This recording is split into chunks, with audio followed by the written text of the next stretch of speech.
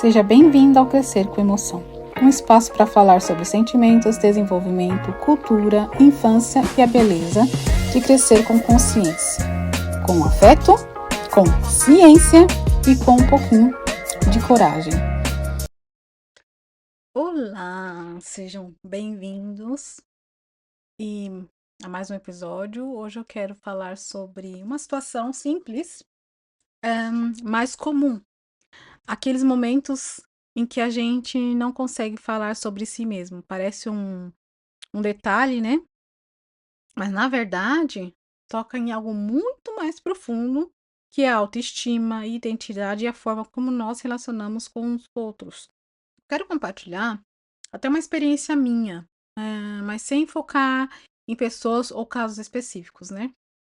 Assim, no que essa experiência revela sobre nossas próprias dificuldades e caminhos de crescimento, né? De desenvolvimento. Recentemente, eu participei de uma conversa de orientação, né? Faz parte do meu trabalho. E havia uma informação, ou melhor, havia muita informação, né? Do outro lado. E do meu lado, percebi que eu não consegui conduzir a troca como eu gostaria. E principalmente, não consegui falar sobre mim mesma, né? Sobre algumas situações importantes para essa troca. E essa dificuldade que pode parecer apenas uma questão de conteúdo, né? Na verdade, ela revela algo maior. Muitas vezes o silêncio não é vazio. Ele mostra, por exemplo, como nos sentimos em relação a nós mesmos, né? Partindo do princípio da ciência, a ciência da psicologia já escreveu isso há muito tempo, né? O sociólogo Maurice Rosenberg, em 1965, se eu não me engano, escreveu um livro clássico sobre autoestima, mostrando como a forma como nos avaliamos impacta nossas interações sociais. Mais tarde, o Larry e o Baumeister falaram do sociômetro da autoestima, uma espécie de medidor interno que dispara quando sentimos riscos de rejeição, ou seja, quando não conseguimos nos expressar, muitas vezes é o medo do julgamento que nos paralisa. Mas o que podemos, né,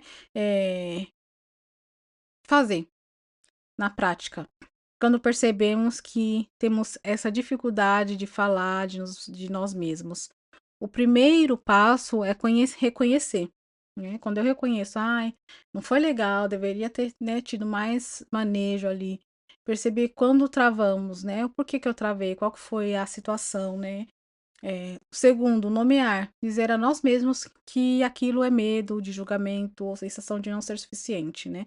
Talvez eu não dei muito espaço, enfim, tem várias questões. E no terceiro, é ressignificar, que é o importante, é entender que essa dificuldade não nos define, né? Isso não vai me definir como orientadora, psicóloga no meu trabalho, mas mostra uma área a ser desenvolvida, né? Porque a gente está aqui para desenvolver. Depois vem a prática.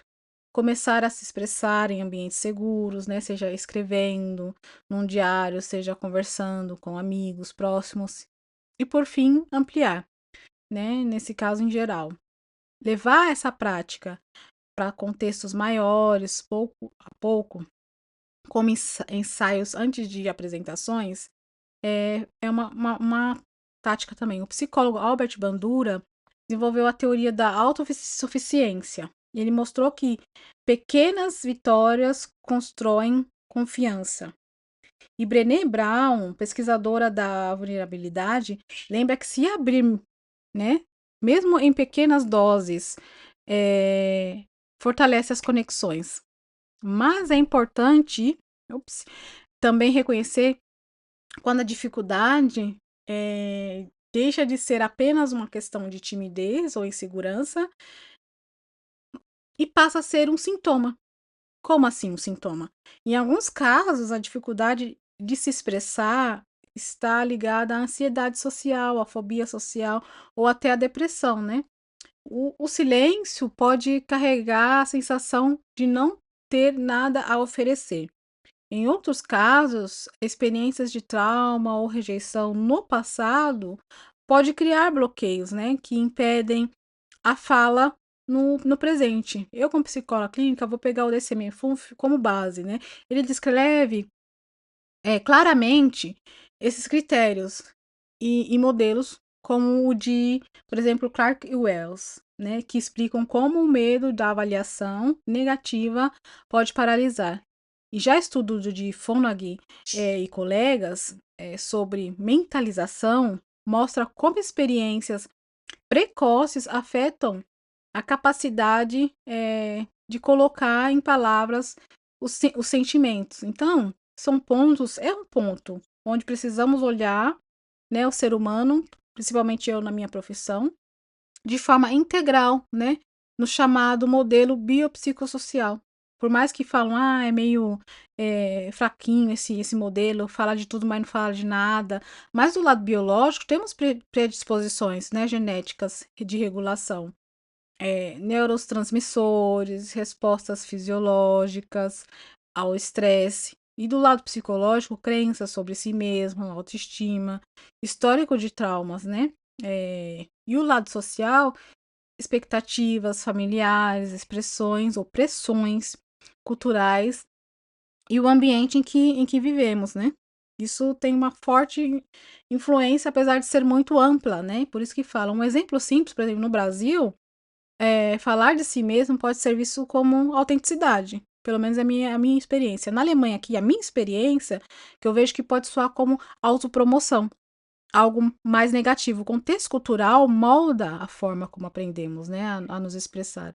E influencia diretamente nossa autoestima, né, o que faz a gente ficar mais retraído em situações. Por isso, não conseguir falar de si não é uma fraqueza, é um reflexo de como nossa autoestima, nossa biologia e o nosso contexto social se cruzam, por mais que seja muito ampla essa explicação, mas é uma forma de entender de como a gente funciona.